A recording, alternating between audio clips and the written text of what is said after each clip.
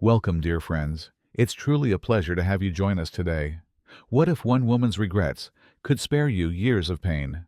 This video shares the 5 most costly mistakes made by an 81-year-old widow, mistakes that turned her golden years into years of unnecessary struggle. By the end of this video, you'll not only recognize what to avoid, but also how to build a future that feels more supported, stable, and peaceful. Mistake 1. Trusting her children with everything. Martha assumed that because they were family, her children would always have her best interests at heart. That sounds comforting, doesn't it? And often it is true. But for Martha, it became the first quiet mistake that slowly unraveled her independence. After her husband passed, she transferred the deed to her home to her oldest son's name to make things simpler. She added another child to her bank account so someone could help pay bills. And over time, she stopped double-checking things herself. What began as convenience turned into silence.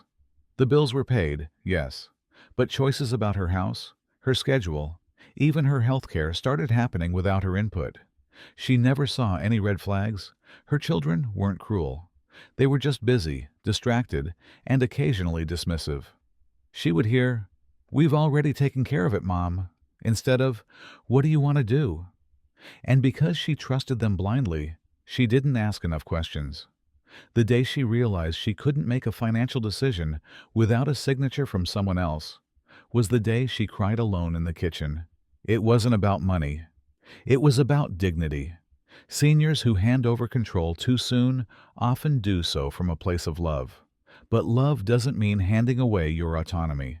If there is one thing she could do differently, she said it would be this: keep help close, but keep decisions even closer. Because even well-meaning people can forget that you're still the author of your life. Delegating is wise, surrendering without boundaries is not. Mistake 2. Saying yes to loneliness. After her husband passed, Martha was surrounded by well-wishers, cards, casseroles, and calls. But as the weeks turned into months, the quiet settled in and stayed. At first she didn't mind. She liked the stillness, the space to remember, to breathe. But she didn't notice how the silence began to shape her. When a neighbor invited her to a book club, she smiled and declined. When her church friend called to offer a ride to Sunday service, she said, "Maybe next time." And when her old friend from her sewing group asked if she'd like to join again, she simply said she was too tired. These weren't firm rejections. They were soft exits, gentle goodbyes. Over time, the invitations stopped coming. Martha had unintentionally taught the world that she was fine alone, but she wasn't. The silence she once welcomed became an echo she couldn't escape. Loneliness crept in quietly, not as a sadness, but as a slow fading of color from her days. Meals were eaten without conversation. Decisions were made without discussion. Laughter was something she remembered more than experienced. It wasn't that no one cared. It's that she'd made it hard for anyone to reach her. She thought she was being polite, not burdensome, strong. But saying no to connection, even gently, is still saying no. And when done often enough, it becomes a habit that's hard to reverse. Martha eventually realized that loneliness doesn't just make you feel alone. Mistake 3. Ignoring financial realities. Martha had always trusted her husband with the finances. He was the one who paid the bills, renewed the insurance, managed their investments, and made sure taxes were filed on time.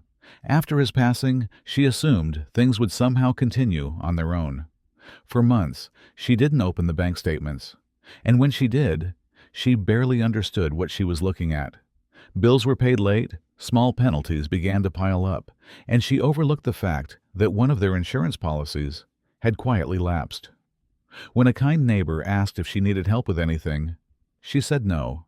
She felt embarrassed. She was 81 and had lived a full life. How could she admit she didn't understand her own finances? So she remained quiet, letting pride disguise itself as dignity. But the truth was, avoidance only made things worse. One day she discovered that a small inheritance her husband had left her was left in an account that had since been charged maintenance fees, eating away at it month by month. Another time, she fell for a phone scam. Just one call, just one mistake. but it cost her more than she could afford. She didn't tell her children. She didn't want to seem helpless. But that silence cost her peace of mind. Eventually, Martha gathered the courage to ask her daughter to help her review her finances. It wasn't easy asking for help. Never is, when you've spent a lifetime being the one others leaned on. But that moment of vulnerability saved her. They worked together to set up autopay for her bills, met with a financial advisor, and even canceled a few unnecessary subscriptions she didn't realize were still charging her monthly. Martha learned that it's not weakness to ask for help. It's wisdom. Mistake 4. Letting bitterness grow instead of healing. Martha didn't think of herself as angry, but over time, little things started to wear on her spirit. The neighbor who stopped checking in, the friend who didn't attend the funeral, the distant family member who never called. She told herself she was just disappointed, but in truth she was hurt. And instead of processing that pain, she let it harden. She replayed conversations from years ago, held on to grievances like old souvenirs, and sometimes snapped at people without meaning to. One afternoon, her grandson visited with a story from school, excited to share. But when he accidentally knocked over a vase, Martha raised her voice sharply. The boy flinched, then went quiet. That night, she couldn't sleep. She realized her reaction had less to do with the vase and more to do with the heaviness she hadn't dealt with. Bitterness, when left unchecked, changes how we see the world. It makes everything seem colder. Every silence feel like rejection. Every mistake feel personal. Martha began journaling, not to dwell, but to release. She also joined a grief support group where she heard other stories of loss and healing. Slowly, her heart softened. She reached out to the friend she'd been avoiding and simply said, "I miss you." They had lunch the next week. Martha learned that healing isn't about pretending the hurt never happened. It's about not letting it define who you become. Letting go of resentment gave her room to laugh again, to connect again, and to love again, even in the quiet chapter of her life. If you're seeing any of these signs in someone you love, don't panic.